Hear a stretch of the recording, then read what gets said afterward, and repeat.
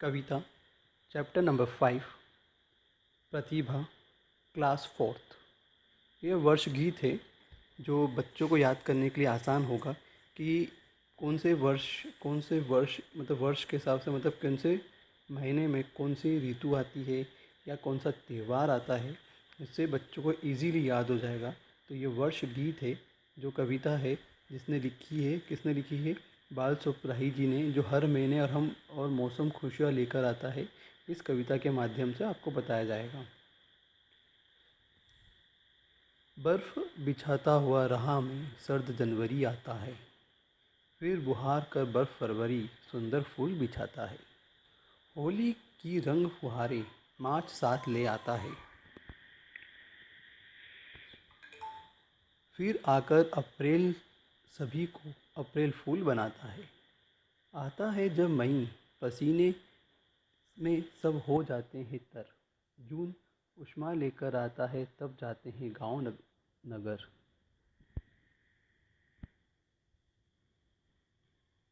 तपन बुझाता हुआ जुलाई लेकर आता है बादल, मशक लिए आता है अगस्त है। मशक लिए आता है अगस्त, खूब छिड़कता रहता है जल। हल्का हल्का जाड़ा लेकर सुखद सितंबर आता है, अक्टूबर में हल्का फुल्का छोटा स्वेटर भाता है। आकर तभी नवंबर हमको सावधान कर जाता है, जल्द करो रजाई निकालो सुनो दिसंबर आता है।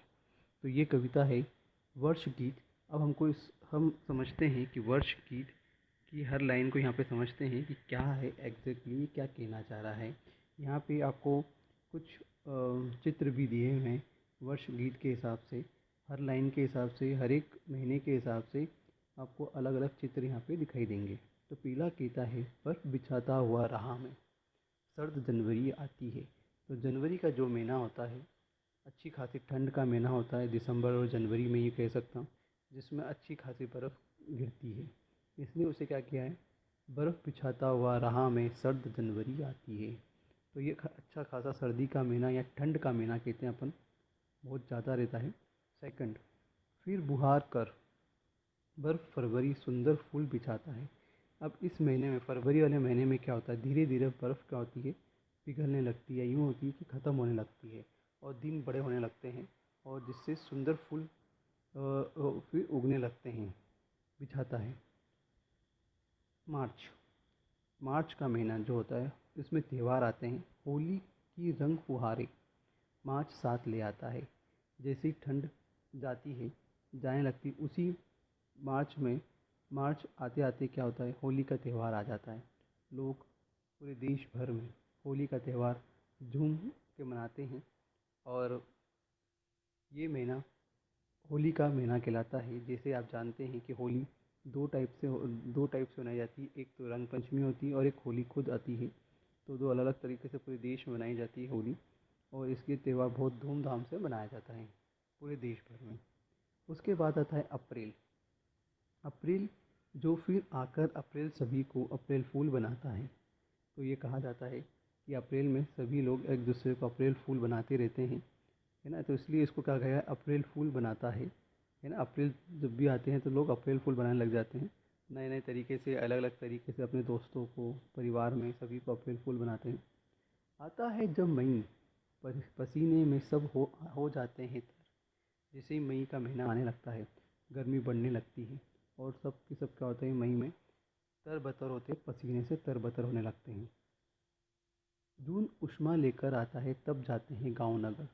जैसे जैसे गर्मी बढ़ने लगती है मई के महीने में तो जून और गर्म होने लगता है और तब जाता है गांव और नगर। अच्छी खासी गर्मी बढ़ जाती है गांव और नगर में, और यूँ कह सकते हो कि पसीने वाली गर्मी, चिपचिपाहट गर्मी बढ़ने लगती है, उमस की गर्मी बढ़ने लग जाती है ज़रूरत से ज़्यादा। तपन बुझाता हुआ जुलाई तपन बुझाता हुआ जुलाई लेकर आता है बादल।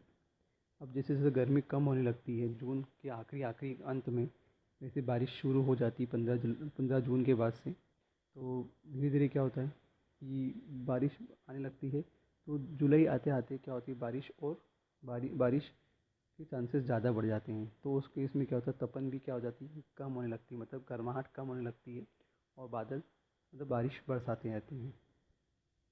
मशक लिए आता है अगस्त, खूब छिड़कता रहता है जल। तो मश मशक लिए आता है अगस्त, खूब छिड़कता रहता है जल। मतलब मशक से मतलब है यहाँ पे बादल बहुत घने हो जाते हैं और यहाँ पे काले घने बादल क्या करते हैं, बहुत छिड़काव करते रहते हैं, जल बरसाते रहते हैं पूरे दुनिया भर में या पूरे देश में, इस दुनिया। तो ये जो महीना होता है, मशक लिए आता है अगस्त, खूब छिड़कता रहता है जल, मतलब पूरे से तरबतर हो जाता है, गांव शहर पूरे तरबतर हो जाता है पानी से।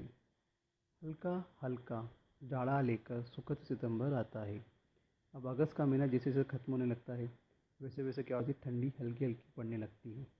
ठीक है ना। तो इसलिए बोला गया हल्का हल्का जाड़ा लेकर आता है, हल्की हल्की ठंड शुरू हो जाती है यहाँ पे और सुखद सितंबर आता है। तो ये जो सितंबर का महीना होता है, आपने कई बार देखा होगा, त्यौहार भी आते हैं सितंबर अगस्त के महीने में भी त्यौहार चालू हो जाते हैं, गणेश चतुर्थी चालू हो जाती है और फिर सितंबर आते आते नवरात्रि, दुर्गा और जैनों के त्यौहार भी, पर्युषण और अपने हर एक त्यौहार अपने अपने हिसाब से, हर रीजन्स के हिसाब से, अपने अपने रिलीजन्स के हिसाब से त्यौहार आने लगते हैं इसमें।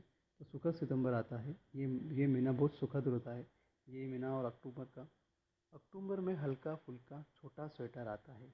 अब अक्टूबर के इसमें क्या होता है, जैसे जैसे हल्की फुल्की ठंड बढ़ने लगती है तो लोग अपने स्वेटर निकाल लेते हैं, आधी बाहों का, फुल बाहों का, जिसको जैसा लगता है। तो इसलिए इसको बोला जाता है कि हल्का फुल्का छोटा स्वेटर अब आता है। ठीक है ना, इसलिए बोला गया उसको। आकर तभी नवंबर हमको सावधान कर जाता है। अब जैसे ही नवंबर आता है तो सावधान कर जाता है, मतलब क्या, जैसे जैसे नवंबर आने लगता है मौसम चेंज होने लगता है। मौसम चेंज होता है मतलब वर्षा ऋतु से चौमासा खत्म होता है और ठंड की तरफ बढ़ने लगता है। तो इसमें क्या होता है, लोगों को स्वास्थ्य बिगड़ने लगते हैं। जो ठंड नहीं सहन होती है, मौसम चेंज होता है, तब लोगों के स्वास्थ्य, सर्दी, खांसी, इस तरीके से उनको ठंड लगने लगती है और बुखार भी आता है कईयों को। तो इसलिए बोला गया है आकर तभी नवंबर हमको सावधान कर जाता है। ठीक है। Last and very important point, जल्द करो रजाई निकालो सुनो सितंबर आता है। तो अब जब बात दिसंबर की आती है तो लोग, ठंड बढ़ने लगती है और ठंड चरम सीमा पे स्टार्ट होने लग जाती है, बढ़ने जाती है अच्छी खासी। तो लोग अपने अपने घर से अपनी रजाई निकाल लेते हैं और उसका यूज़ कर लेते हैं। तो इसलिए कहा गया है जल्द करो रजाई निकालो सुनो दिसंबर आता है। तो ये कविता है बाल स्वरूप राही जी की, हर महीना और मौसम खुशियाँ लेकर आता है। तो इस कविता के माध्यम से उनने बताना चाहा है कि ये वर्ष गीत है जो हमें अपने बच्चों को भी बताना चाहिए और उन्हें याद करवाना चाहिए। और साथ ही हर वर्ष में क्या क्या, कौन कौन से त्यौहार आते हैं, कब ऋतु चेंज होती है, इसके बारे में हमें अपने बच्चों को बताना चाहिए, जिससे बच्चे भी हमेशा ध्यान रखेंगे कि कौन से मास में या कौन से महीने में कौन सी ऋतु आ रही है या कौन सा त्यौहार आ रहा है। उनको भी ये चीज़ याद रहेगी और उन्हें अपने दोस्तों को भी बताना चाहिए। अब है शब्दार्थ एंड अर्थ। सर्द मतलब ज़्यादा ठंड, सुंदर मतलब खूबसूरत, अप्रैल फूल मतलब मूर्ख बनाना, सुखद मतलब आनंददायक, हल्का फुल्का मतलब बहुत हल्का, राह मतलब रास्ता, रंगीन मतलब रंग बिरंगे, उष्मा मतलब गर्मी, मशक मतलब खाल का बना पानी भरने का थैला, जैसे आप बादल दिखते हैं जस्ट लाइक वैसा, फुहारे मतलब नन्ही नन्ही बूंदों की झड़ी, बुहार का मतलब झाड़कर, तप मतलब सूरज की गर्मी से जलना और सावधान मतलब सचेत सतर्क हो जाना। वाचन अशुद्ध लेख मतलब बर्फ, राह, फुहार, अप्रैल, उष्मा, अगस्त, सितंबर, दिसंबर एंड स्वेटर। तो ये थे शब्द और अर्थ और वाचन शुद्ध लेख, चैप्टर नंबर 5, वर्ष गीत। ये, थैंक यू।